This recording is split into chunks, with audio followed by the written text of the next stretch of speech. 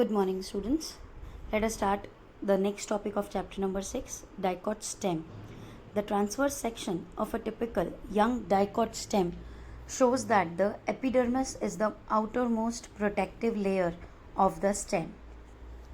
It is covered with a thin layer of cuticle. It may bear trichomes and a few stomata. Cuticle, we know that it is made up of a waxy substance which prevents the loss of water from the plant parts. The cells arranged in the multiple layers between epidermis and pericycle constitute the cortex.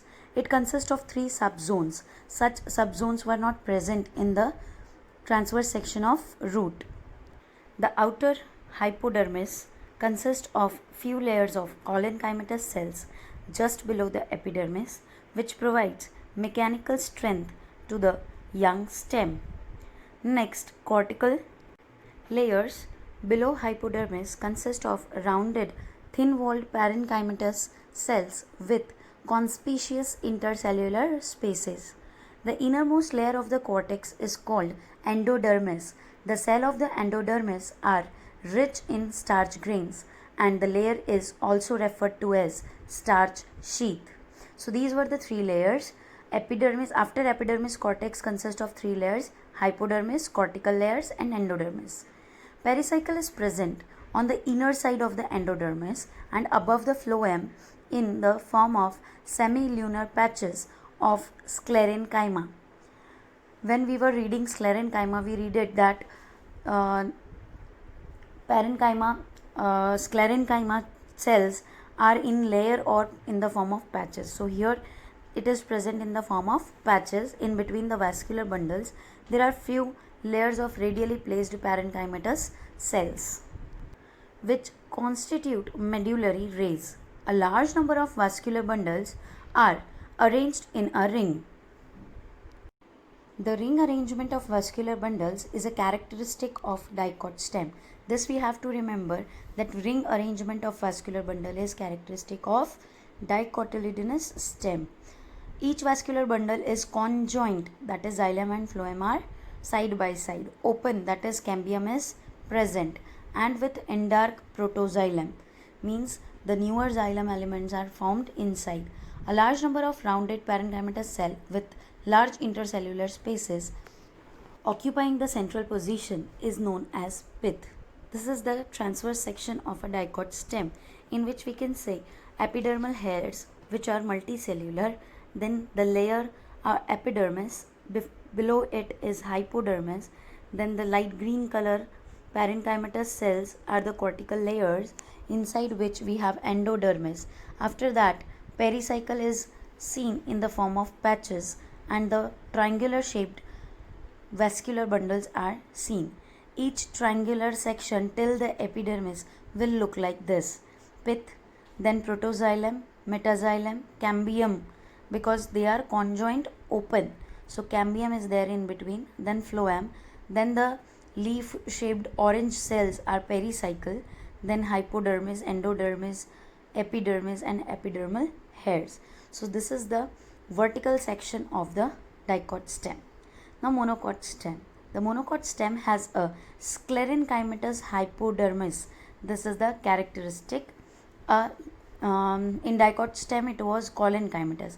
Here it is sclerenchymatous.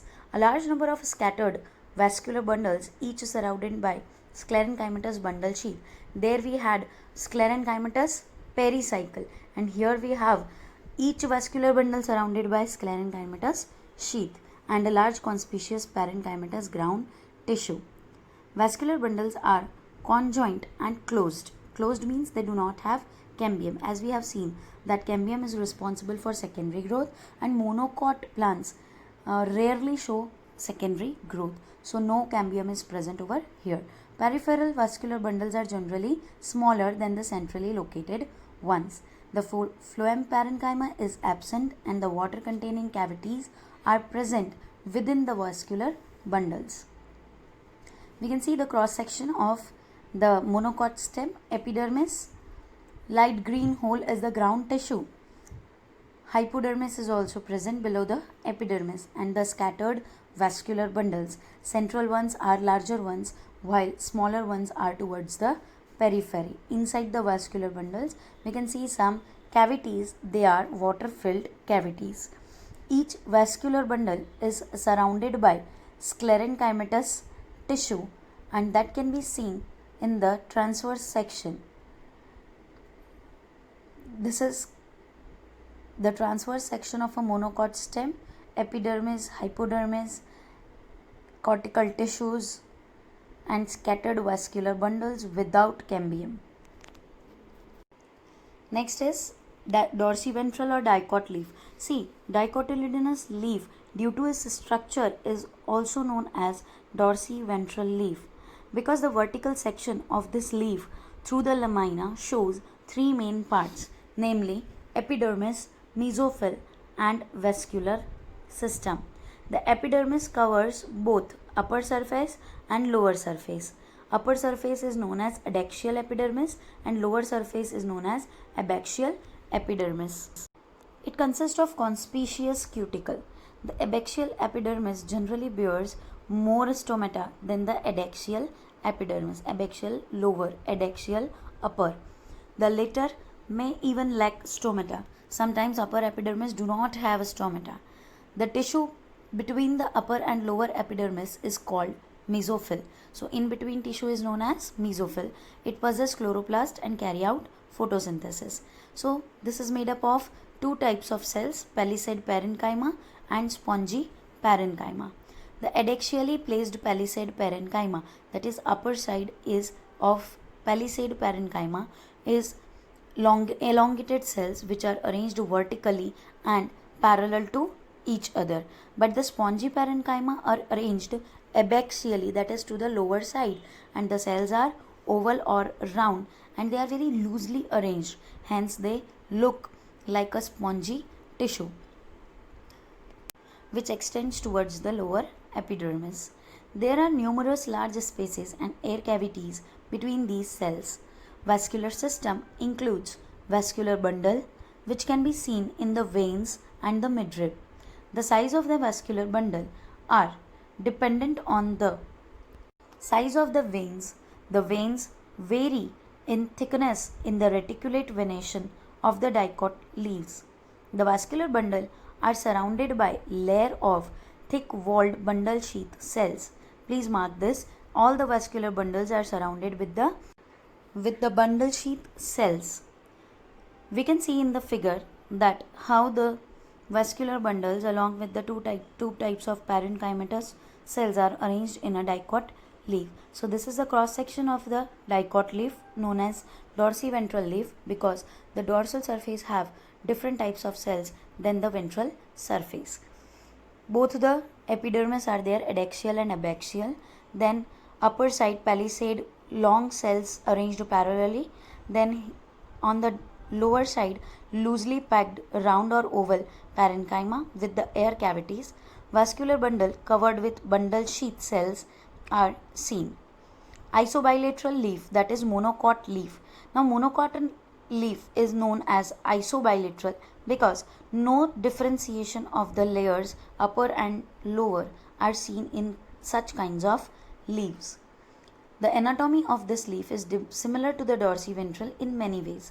It shows the following characteristic differences. Similarities are the same, but what are the differences we can see in the next. In an isobilateral leaf, the stomata are present on both the surfaces of the epidermis, जबकि हमने देखा था कि dorsiventral leaf में ऊपर की side पर कम और नीचे की साइड पर ज़्यादा थे. मीजोफिल इज़ नॉट डिफ्रेंशिएटेड, वहाँ पर डिफ्रेंशिएटेड था पैलिसेड और स्पॉन्जी में, यहाँ पर डिफ्रेंशिएशन नहीं है. In grasses, certain adaxial epidermal cells along the veins modify themselves into large empty colorless cells. These are called bulliform cells. ऐसे कोई cells हमने dorsiventral leaf में नहीं देखे थे. इन cells का क्या काम है? तो the bulliform cells in the leaves have absorbed water and are turgid. The leaf surface is exposed. When they absorb water and become turgid, the surface is exposed.